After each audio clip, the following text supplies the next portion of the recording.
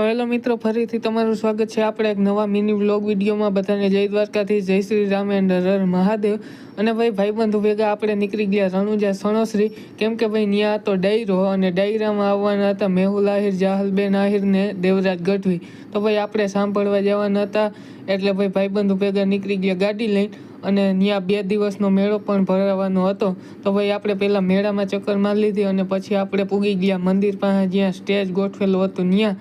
અને જગ્યા ગોતીને મેહુલ આહિર ગીત ગાતા હતા, તો આપણે સાંભળવા લાગ્યા અને તમે પણ સાંભળો।